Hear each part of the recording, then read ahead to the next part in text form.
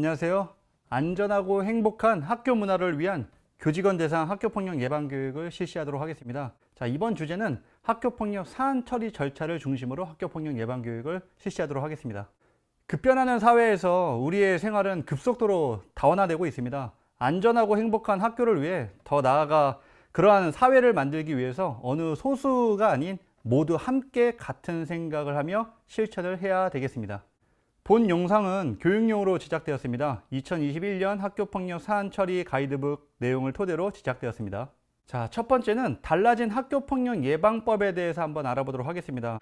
학교폭력이 현장의 어려움 누구보다도 잘 알고요. 학교폭력이 없어질 수는 없겠죠. 학교폭력이 없어지기 위해서는 온 세상의 모든 폭력이 사라져야 되지 않을까 생각이 됩니다. 각종 크고 작은 민원 및 소송으로 곤란을 겪고 있는 이런 학교 현장들이 있는데요. 이렇게 학교폭력을 좀 대처할 수 있는 방법에 대해서 구체적으로 알아보도록 하겠습니다.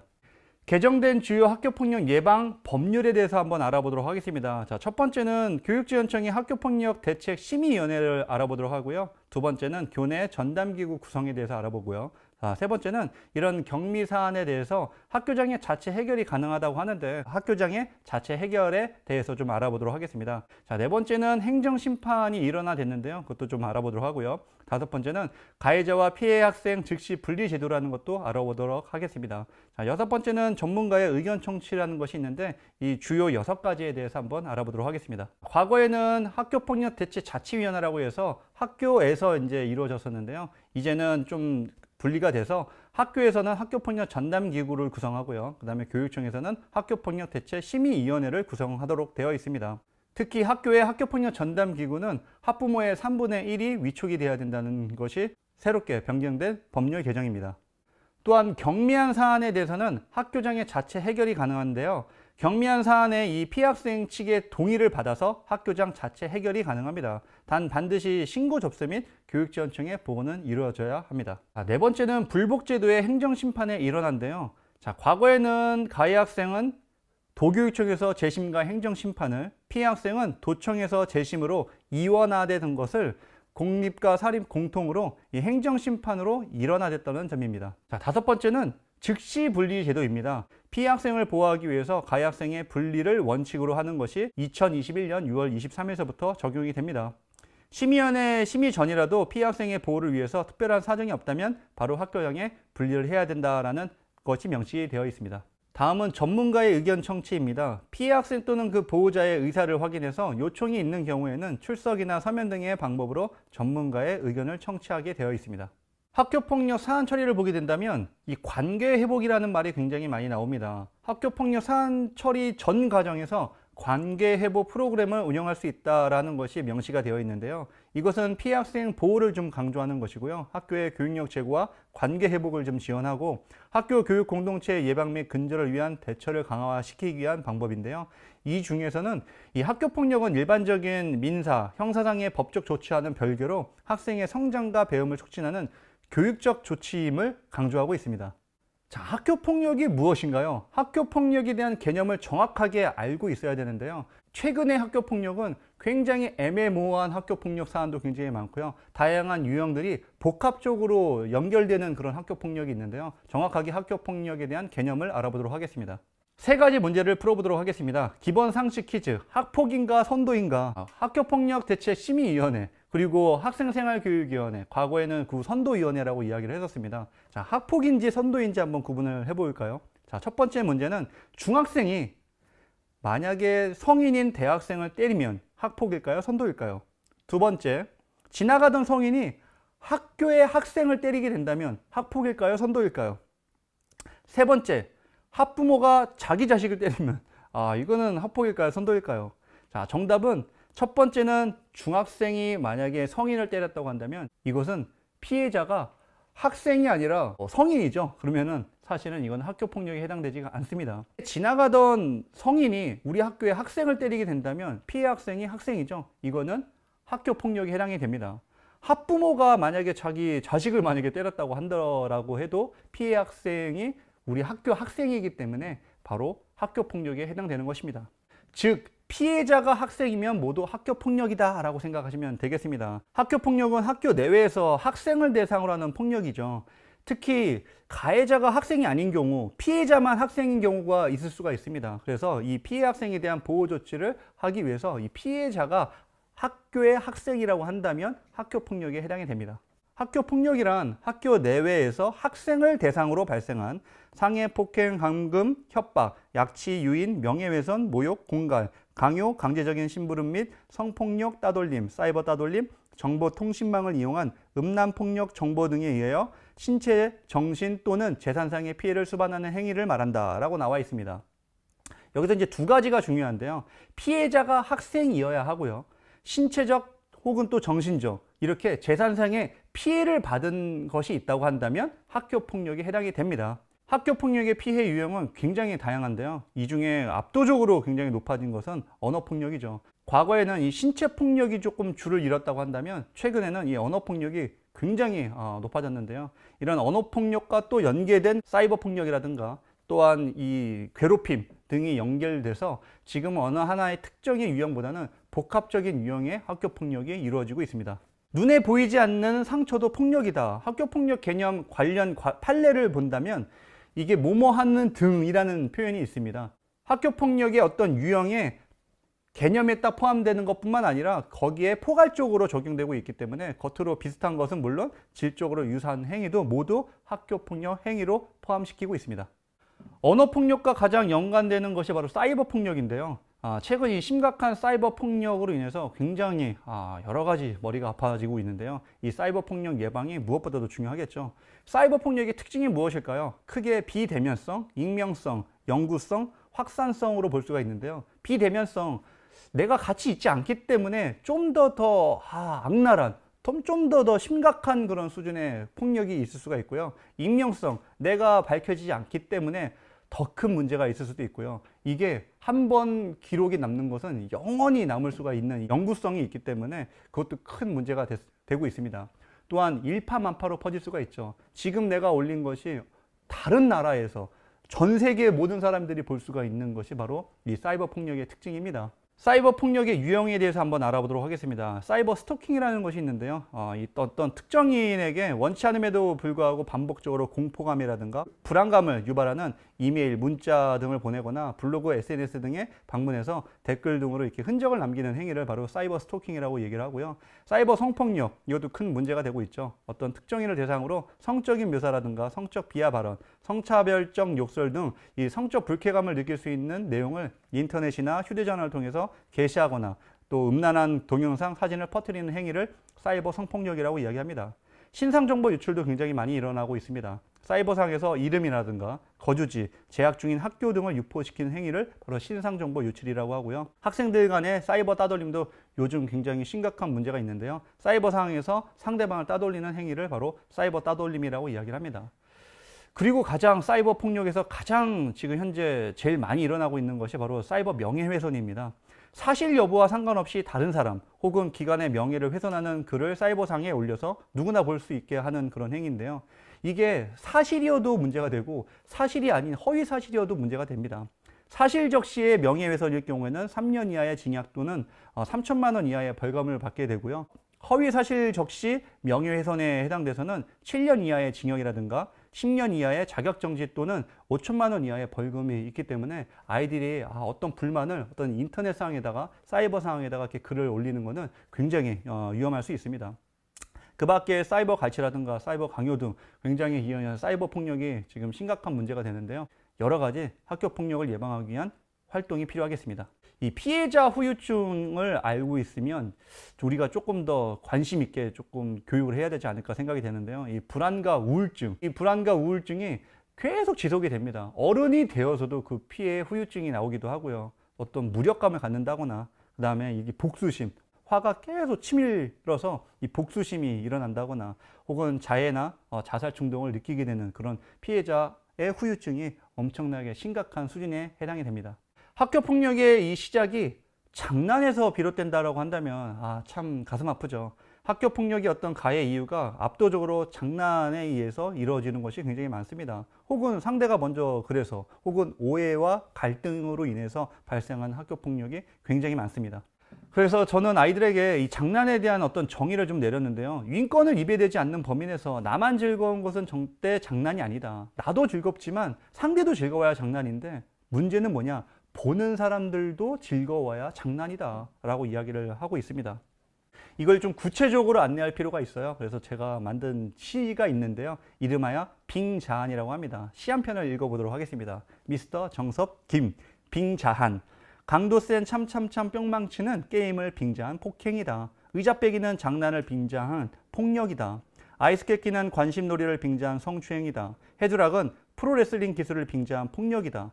기절놀이는 장난을 빙자한 살인미수이다. 공을 빌려가 망가뜨리는 것은 미안함을 빙자한 급풍갈치이다. 강도 센 얼음땡은 게임을 빙자한 신체적 폭력이다. 모둠에서 특정인에게 패스를 안 하는 것은 연습을 빙자한 따돌림이다.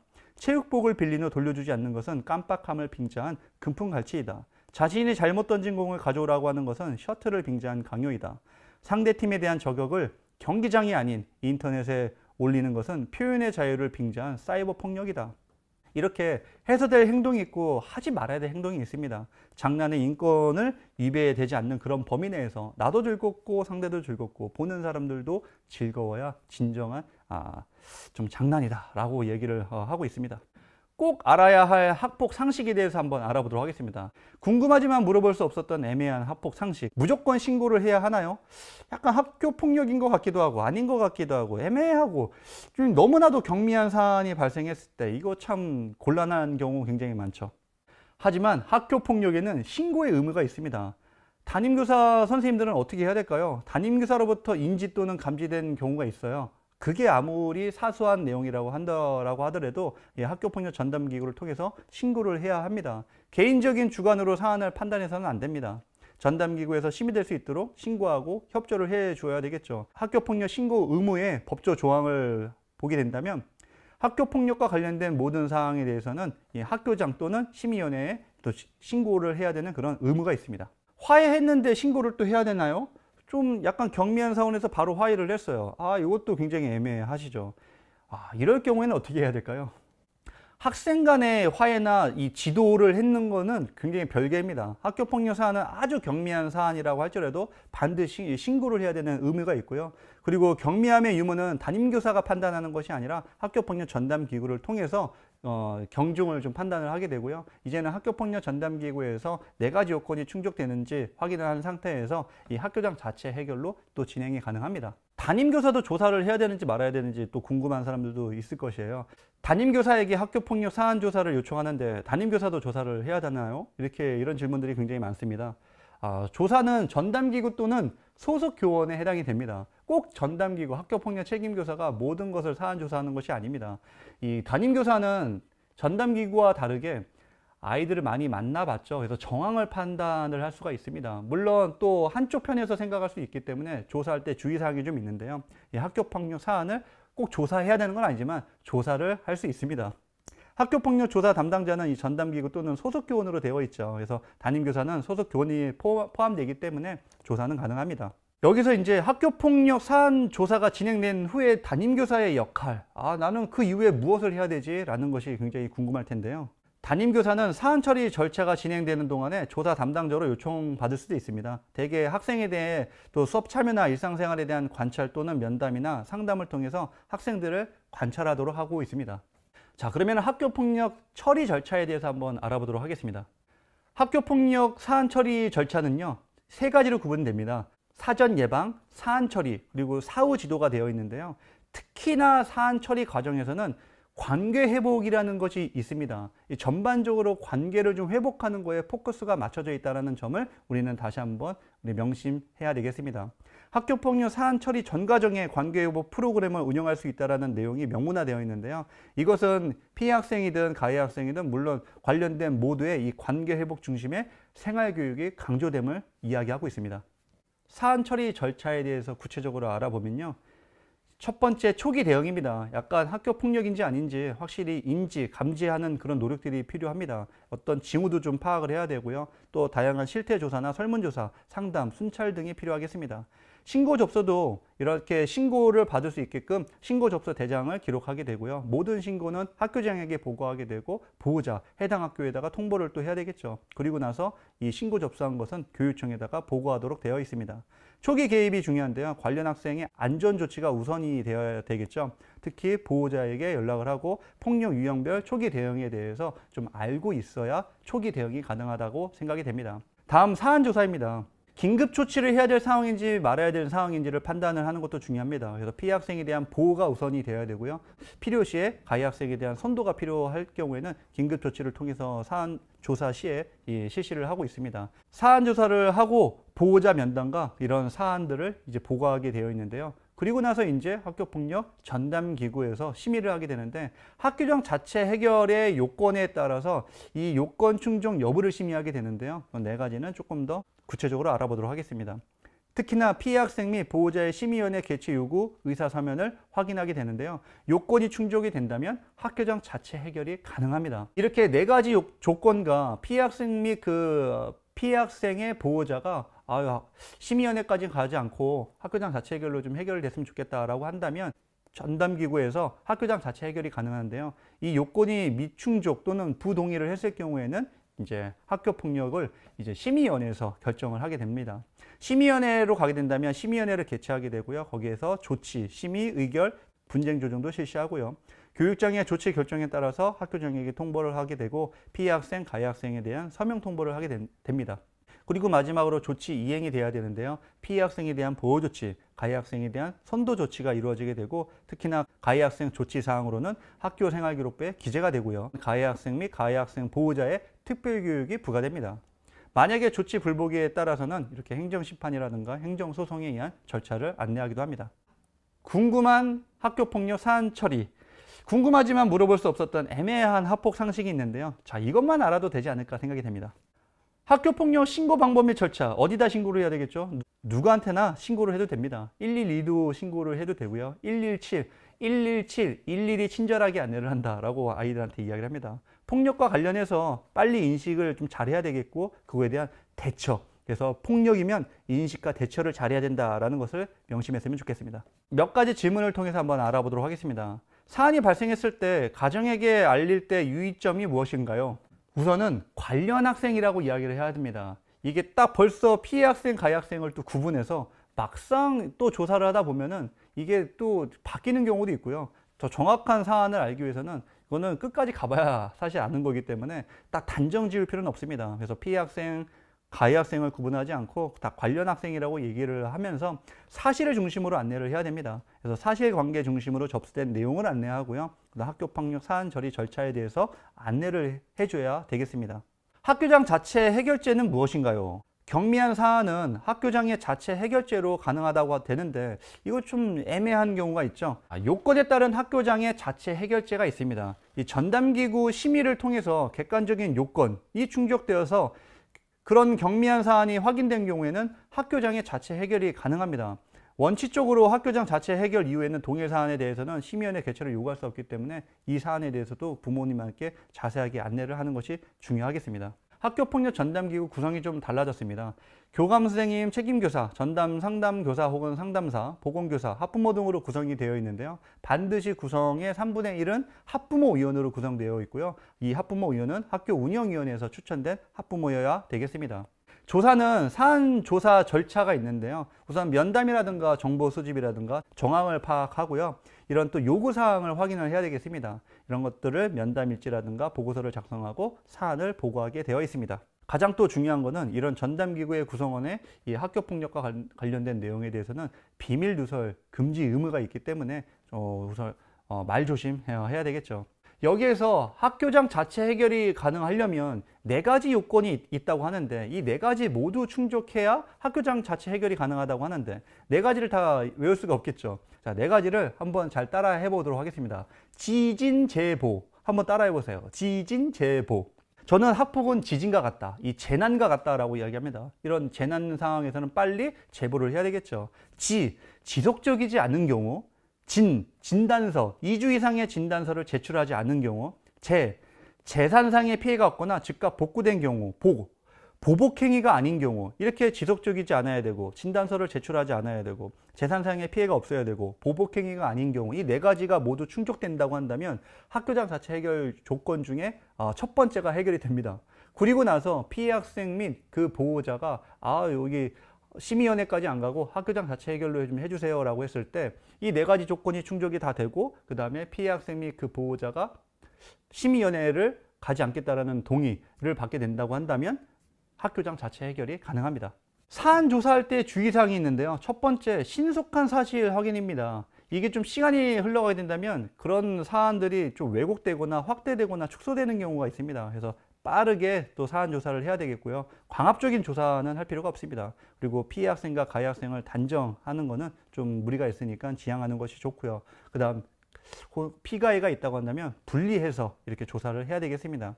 상대의 확인서를 공개를 하면 안 되겠죠. 아이들의 어떤 자신의 이야기들이 다른 사람한테 공개되지 않게끔 하는 것이 중요하고요. 수업 시간에는 하면 안 되겠습니다. 그래서 학습권을 보호하기 위해서 수업 시간 외 시간에 아이들한테 진술을 받게끔 하는 것이고요. 가해 학생 측의 어떤 방어권도 보장을 해줘야 되고요. 특히 성폭력 사안일 경우에는 112나 117에다가 이렇게 신고를 또 해야 되겠습니다. 자, 긴급조치라는 것이 있는데요.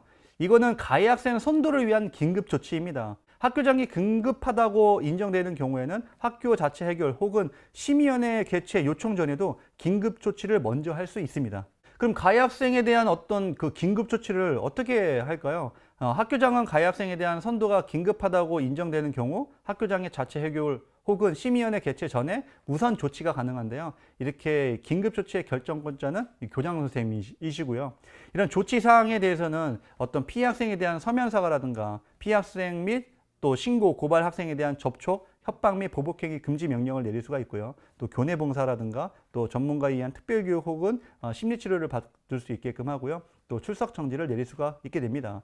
가해 학생에 대한 우선 출석 정지 요건이 있는데요. 그 학교폭력 시행령 제21조에 의하면 2명 이상의 학생이 고의적으로 지속해서 폭력을 행사한 경우라든가 전치 2주 이상의 상해를 입힌 경우라든가 신고 진술 자료 등에 대한 어떤 보복을 목적으로 폭력을 행사한 경우라든가 학교장이 피해 학생을 가해 학생으로부터 긴급하게 보호할 필요가 있다라고 판단했을 경우에는 이렇게 긴급 조치를 내릴 수가 있습니다.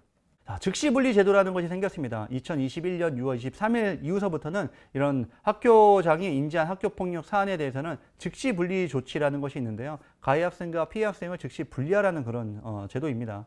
이거는 특별한 사항이 없으면 바로 학교장이 분리를 해야 된다라는 말로 명시가 되어 있는데요. 그럼 즉시분리 조치를 반드시 해야 되느냐? 피해 학생의 반대 의사를 표명하는 경우에는 안 해도 됩니다. 가해자 또는 피해 학생이 이렇게 교육활동 중이 아닌 경우 또 우리가 분리할 수가 없겠죠.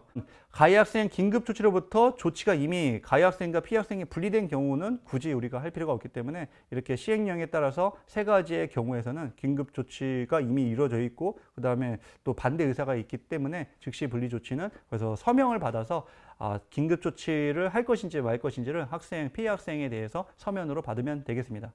그러면 가해 학생에 대한 이런 경중은 어떻게 판단을 하게 될까요? 가해 학생에 대한 이 조치별 적용 기준이 명시되어 있습니다. 그래서 가해 학생이 행사한 학교폭력의 이런 심각성이라든가 지속성, 고의성에 대해서 한번 판단을 하게 되고요. 가해 학생에 대한 반성 정도, 그 다음에 선도 가능성, 화해 정도, 그리고 장애 학생 인재 여부를 판단을 해서 이렇게 경중을 점수를 좀 부과를 해서 꼭 점수를 뭐 평균 내는 건 아니지만 종합해서 판단을 하고 있습니다.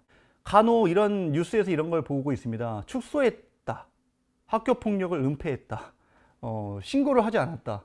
뭐 여러 가지 이야기들이 있는데요. 교사가 학교폭력 사안을 인지했음에도 불구하고 보고하지 않는 경우라든가 묵인하는 경우는 안 되겠죠. 학교폭력 내용을 학교생활교육위원회, 예를 들어 선도위원회에서 만약에 이렇게 처리하는 경우가 있을 수 있는데요. 그럴 경우에는 축소 은폐로 비춰지기 때문에 학교폭력 사안을 좀 학생생활위원회에서는 개최해서는 안 되겠죠. 신고 의무가 있습니다. 교원에 보고해야 될 의무가 있고요. 그 다음에 비밀 누설 금지 의무가 있습니다. 반드시 학교폭력은 신고를 해야 되고 그 다음에 또 보고도 해야 되고 그다음 비밀과 관련된 내용, 이 학교폭력과 된 이런 사안에 대한 내용을 누설해서는 안 되겠습니다. 학교폭력 대체 심의위원회가 뭘까요? 이 심의위원회는 어떤 조치를 하나요? 크게 조치 결정은 피해 학생에 대한 보호 조치와 가해 학생에 대한 선도 조치로 구분할 수 있습니다. 피해 학생에 대한 보호 조치는 학교 내 전문가의 어떤 심리 상담 및 조언으로 조치를 내릴 수가 있고요. 일시 보호나 치료 및 치료를 위한 요양, 학급 교체, 그다음 그 밖에 피해 학생 보호를 위해 필요한 조치를 고민해서 이게 조치를 내려주고요. 가해 학생에 대한 선도 조치는 피해 학생에 대한 서면 사과, 두 번째, 피해 학생 및 신고 고발 학생에 대한 접촉, 협박 및 보복 행위 금지, 세 번째는 학교에서의 봉사, 네 번째는 사회봉사, 다섯 번째는 학교 내 전문가에 의한 특별교육 이수 또는 심리치료, 여섯 번째는 출석 정지, 일곱 번째는 학급 교체, 여덟 번째는 전학, 그리고 아홉 번째는 구호, 바로 이 퇴학 처분이 있는데요. 의무교육에서는 퇴학 처분은 해당되지 않습니다. 여기서 이제 또 하나 좀 추가적인 가해 학생 및 그 보호자는 또 다른 특별교육이 부과됩니다. 그래서 가해 학생에게 조치로서의 특별교육 또는 부과된 특별교육이 내린 경우가 있는데요. 예를 들어 가해 학생에 대한 선도 처분이 보복행위 금지 및 학교 봉사 이런 것들을 받았을 때는 4시간 이내에 또 다른 특별교육을 받아야 되고요. 사회봉사나 특별교육, 출석정지, 학급교체, 전학 조치를 받았을 경우에는 5시간 이상의 부과되는 특별교육을 받아야 됩니다. 이 부과되는 특별교육은 교육감 지정기관 프로그램 및 개인 상담 미술을 통해서 해야 되는데요. 보호자, 학생, 공동교육이 가능합니다. 만약에 보호자가 특별교육에 불응한 경우에는 교육감은 법률에 의해서 300만 원 이하의 과태료가 부과된다는 점도 사실 공지를 해야 되겠습니다. 생활기록부 기록 혹시 보셨나요? 가해 학생 조치 사항을 학교 생활기록부에 기재하게 되는데 이 생활기록부를 누구나 볼 수 있는 것이 아니기 때문에 그것도 굉장히 고민스러우실 거예요. 본 적 없는 생활기록부, 행동 특성 및 종합 의견에 제가 좀 엉뚱한 이야기도 해봤는데 말과 행동이 침착하여 사려 깊으며 성격이 명랑하고 활발하여 친구를 때려 전치 4주의 병원 신세를 지게 함, 순발력과 민첩성이 뛰어나고 상황 판단력이 우수하여 자신의 공격 포인트를 높이는 등 앞날이 기대되는 학생임. 뭐 이렇게 적혀 있진 않겠죠. 생활기록부 기재는 크게 1, 2, 3, 7호는 행동 특성 및 종합 의견에 작성을 하게 되고요. 4호, 5호, 6호는 출결사항, 특기사항에 기록이 됩니다. 그 다음 8호, 9호는 인적 및 학적 사항에, 그 다음 특기 사항에 기록이 되고 있습니다. 학교폭력은요, 혼자서 해결할 수 없습니다. 각종 다양한 기관들이 있어요. 아동보호 전문기관, 청소년 상담복지센터, 그 다음 위센터, 위클래스가 있죠. 담임선생님, 학교폭력 책임교사, 또 인권부장님, 학년부장님, 여러 교감선생님, 교장선생님, 여러 선생님들이 함께 해결을 해야 됩니다. 혼자서 해결할 수 없습니다. 함께 해결을 해야 되는 것이 바로 학교폭력입니다. 마지막으로 아이들한테 이런 이야기를 좀 전했으면 좋겠어요. 학교폭력은 없어질 수는 없지만 예방은 할 수 있죠. 그래서 충분히 다양하게 예방을 했으면 좋겠고, 또한 좀 구체적으로 좀 안내를 했으면 좋겠고, 학교폭력을 예방을 위해서 아는 것을 우리가 실천했으면 좋겠다. 그래서 우리가 학교에서 가장 무서운 힘이 있는데 그게 무서운 힘이 무엇일까요? 저는 무기력이라고 봅니다. 무기력하지 말자라고 하는 의미에서 아이들한테 해찌와 햇니라는 시를 한 편 마지막으로 들려드리도록 하겠습니다. 해찌와 햇니, 지은이 미스터 정섭김. 꿈을 이루자라고 했지 꿈꾸라고 했니? 학업에 욕본다라고 했지 욕하라 했니? 잘 자라야 한다라고 했지 그냥 자라고 했니? 미래를 준비하자라고 했지 미리 자라고 했니? 운동해야 한다라고 했지 운동만 하라고 했니? 지구력이 중요하다라고 했지 무기력하라고 했니? 공부에 파이팅 하자라고 했지 파이터 되라고 했니? 자신감을 갖자라고 했지 자신만 생각하라고 했니? 선생님의 말을 정확하게 잘 들어라 라고 아이들한테 이렇게 꼭 좀 전달했으면 좋겠습니다.